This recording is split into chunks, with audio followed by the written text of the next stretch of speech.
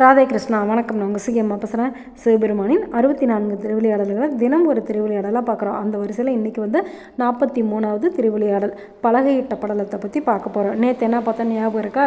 நேற்று பானபத்திரரோட பெருமை பாண்டிய நாட்டோட அடங்கிடக்கூடாது அப்படிங்கிறதுக்காக சேரமானுக்கு திருமுகம் கொடுத்து அனுப்பிவிட்டார். அதாவது திருமுகம் அப்படிங்கிறது ஓலைச்சுவடி, துணியில் எழுதி கொடுப்பாங்கள்ல, அந்த மாதிரி இருக்கிற ஓலைச்சுவடி. அதில் பாட்டு எழுதி கொடுத்து இதை கொண்டுட்டு போய் சேரமான் கிட்ட கொடு அப்படின்னு சொல்லிட்டு சேரமான் கனவுலையும் போய் சொல்லிட்டார், இந்த மாதிரி பானபத்திரர் மாதிரி ஒரு சிறந்த பக்தரை நீ பார்க்க முடியாது, அதனால் அவருக்கு உண்டான மரியாதையை கொடுத்து அவருக்கு பொண்ணும் பொருளும் கொடு அப்படின்னாரு.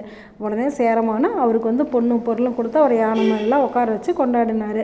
அந்த பானபத்திரருக்கு இதெல்லாம் பார்த்த உடனே இன்னும் சிவபெருமான் மேலே ஆசை அதிகமாகிடுச்சு. எப்போவுமே கோவிலே கதி அப்படின்னு சொல்லிட்டு கோவில்லையே இருக்கார், அவரையே நினச்சி பாட்டு பாடிக்கிட்டே இருக்கார். அப்படி இருக்கும்போது ஒரு நாள் இரவு பூஜைக்காக அவர் போகும்போது பயங்கரமான காற்று, மழை, புயல் அப்படின்னு வருது. அது எல்லாத்தையுமே பொருட்படுத்தாத அவர் என்ன பண்ணுறாரு, கோவிலுக்கு போய் அப்படியே மனம் உருகி பாடிட்டுருக்காரு. அவர் மனம் உருகி பாட பாட சிவபெருமானுக்கும் அப்படியே மனசு உருகி போயிடுது. பக்தன் இப்படி மழையில் நனைஞ்சிட்டு பாடுறானே அப்படின்னு சொல்லிட்டு அவர் உடனே என்ன பண்ணார், தங்க பலகையில் அப்படியே நவரத்தனங்களையும் பதிச்சு அப்படியே ஒரு பலகையை கொண்டு கொடுத்து நீ இது மேலே நின்று பாடு அப்படின்னு சொல்லிட்டாரு.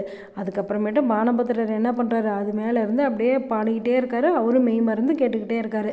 பூஜை முடிஞ்சதுமே பானபத்திரர் அந்த பலகையோட வீட்டுக்கு வந்துடுறாரு. எல்லாம் கேள்விப்பட்ட உடனே வரகுண பாண்டியனுக்கு ரொம்ப சந்தோஷமாகி பானபத்திரருக்கு நிறைய பொண்ணும் பொருளும் கொடுக்குறாரு.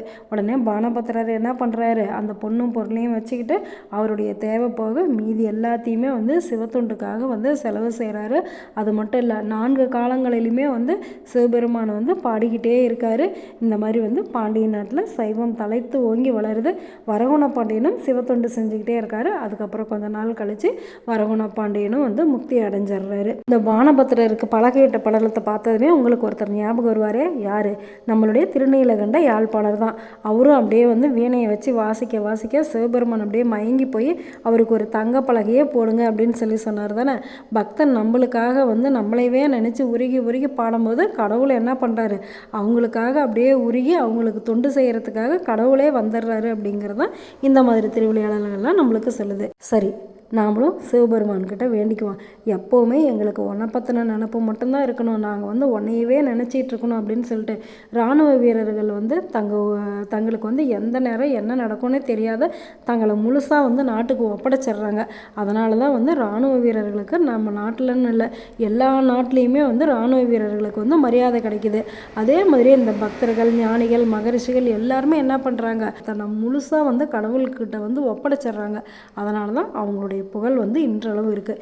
நாமளும் நம்மளை முழுசாக கடவுள்கிட்ட ஒப்படைச்சிட்டோம் அப்படின்னாக்கா கடவுள் கண்டிப்பாக நம்மளை காப்பாற்றுறதுக்காகவும் ஓடோடி வந்துடுவார். முழுசாக ஒப்படைச்சிடலாமா? நல்லது நினைப்போம், நல்லதே நடக்கும், ஆனந்தமாக இருப்போம். Okay, bye. ராதே கிருஷ்ணா.